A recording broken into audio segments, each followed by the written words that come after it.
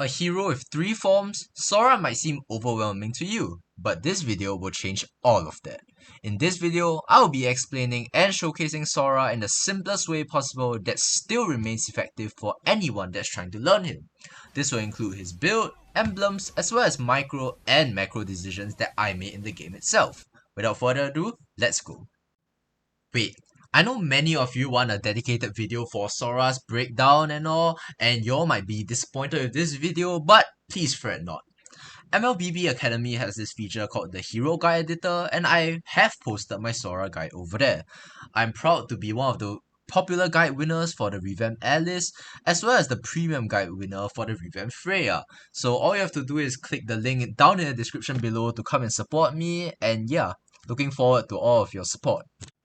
So now let's talk about Sora's builds, okay? So when you're talking about the Sora build, we want to go for a hybrid fighter build, as you can see here. You don't want to go something too tanky and build too many defense items, nor do you want to go too many attack items, because remember that his trait conversion changes depending on which form you are in. So something balanced like this that gives decent cooldown reduction will actually work well with him. So once again, we have the boots. The boots can change depending on the situation. We have War Axe for the spell vamp, of course. It pairs well with our emblems, which I'll talk about later. We have Brute Force for basically extra stats across the board. We have Queen's Wings to reduce his cooldowns even further, as well as Grandma's spell vamp. And we also have Oracle to increase the regen even further. So the last slot is flexible. It can be emo or any defense item, and any of these slots, such as the last 3 slots, can be swapped out for defense items if like the enemy heroes are getting a bit annoying, or they are like snowballing and you need some defense, right? So yeah, for the emblem, you want fighter emblem, and you want to go agility for the extra movement speed so you can rotate around the map faster. You have Festival of Blood, and this will be the key to your kit, because this provides you with spell vamp that's very important for a hero like Sora that benefits off skills.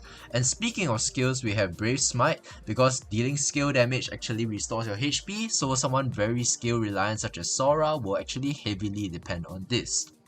So if you talk about battle spells, there really isn't a choice here. You have to go with Flicker. It just helps you get out of situations faster. It helps you engage faster with different combos. And yeah, now with that out of the way, let's go on to the actual gameplay. Okay, so we are in the game. We are going to be playing Sora in the XP lane, because this really is the only lane that I see him working right now. We are against either the Masha or the other Sora. Not sure, they don't really have a roamer, but our comp, as you can see, is equally as cool, okay? Because it is solo, okay? So you can see we have a Kalea jungle. We have a Glue Roam and a Kalea jungle, okay? So we are going to try our best to showcase some of the things you can do as Sora here. As level 1, okay, so it is against the other Sora, but the Masha might be near. Okay, the Masha is here. It's a 2v1, okay? But we're fine. You know why? Because we're Sora, right? Okay. I'm not gonna bother lane freezing, because they can just dive my tower anyways.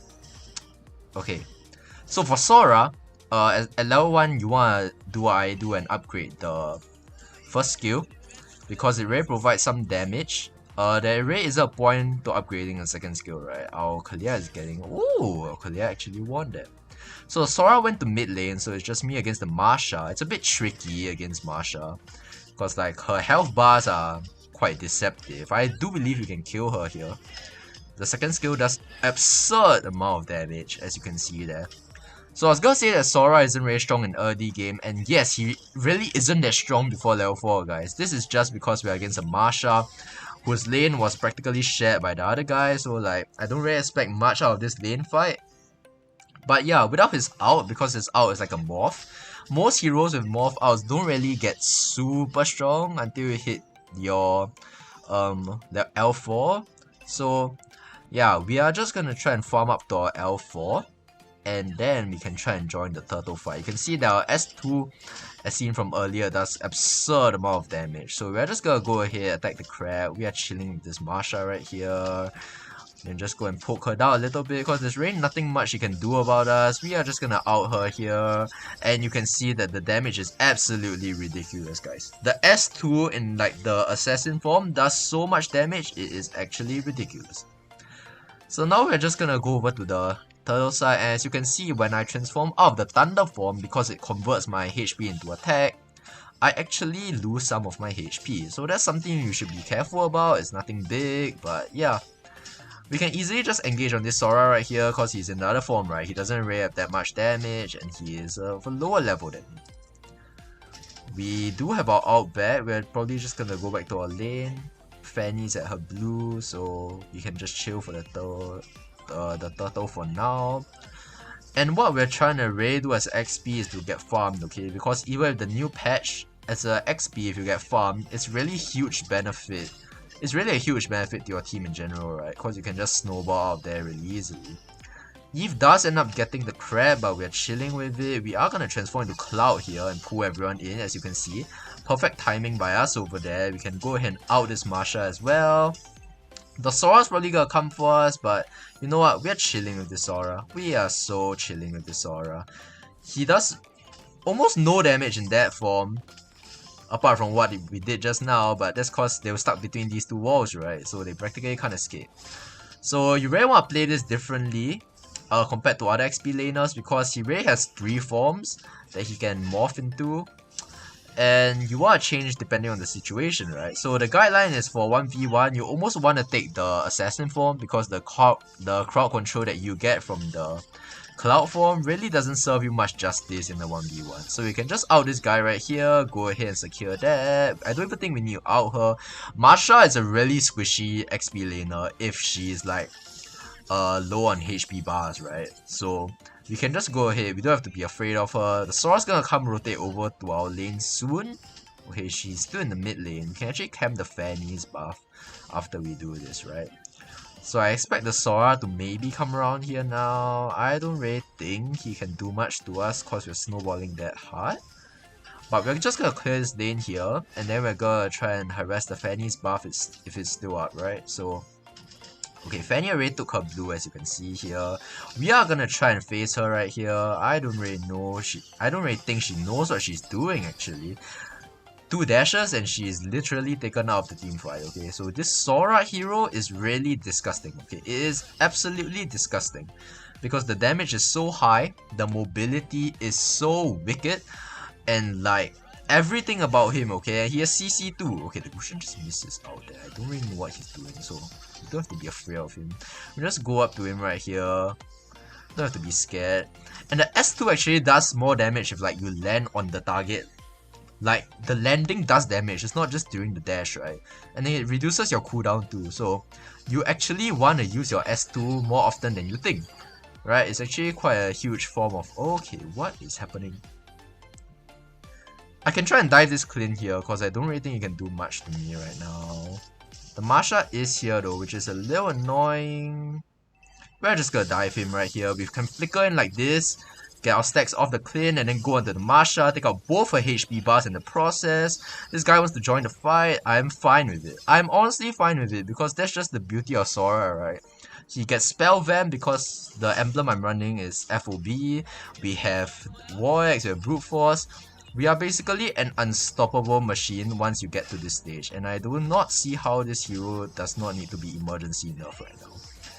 We are gonna try and iframe off that, and then we just easily get all our HP back. Once I land this out, my HP is almost full again.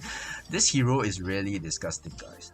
Like, I can understand if you hate playing against this hero, because I personally hate playing against this hero too.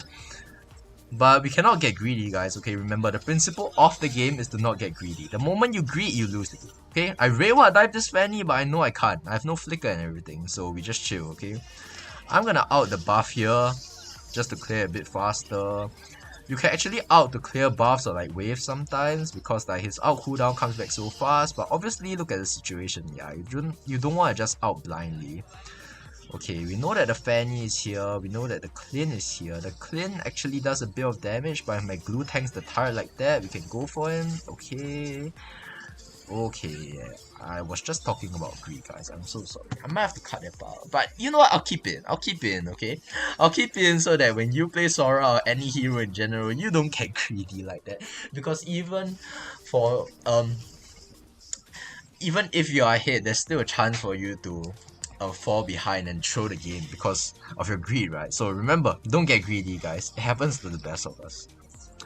So the bot lane here, Gushen is gonna continue pushing and can take the cloud. The cloud is riding a cloud, guys. And we have our flicker if he tries to run away, so I think we can just catch up to him perfectly fine here. Do I even have to out this guy?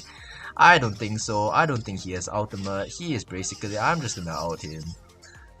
And it's just so effective. You can actually chain the S2 on minions, so like even if you hit like a creep, for example, if I do this here, I can dash again.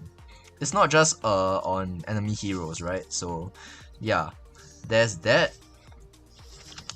Okay, now that we've reached a more stable part of the game, I can stop commenting and start explaining like what I'm doing and stuff.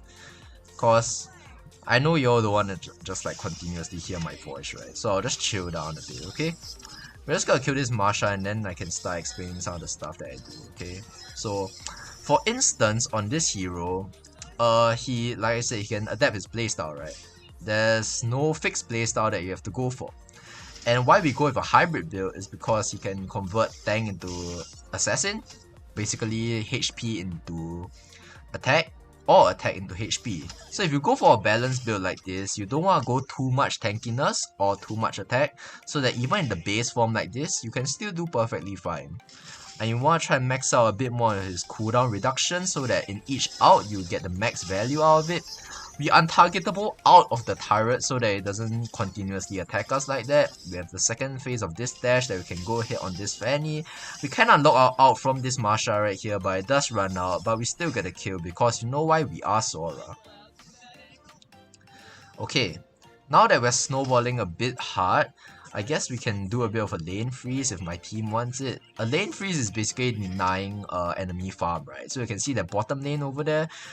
Gushen is going there, but like usually you won't be safe to go there, right? Because you're too close to the enemy side. Because he went there, he's gonna get punished just like that, right?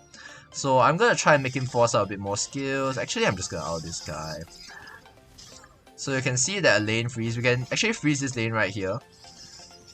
But because Law is out, we can just like clear it, right? So the basis is that when Law is up or when Law is about to spawn, right, you want to clear the lane. So like you force them back, right? But if Law isn't up, like you have time, you can actually go and delay the lane. You can go and freeze it over there. So I'm just gonna out here. We gain the untargetable status. Kalia gets a good pick off onto this guy.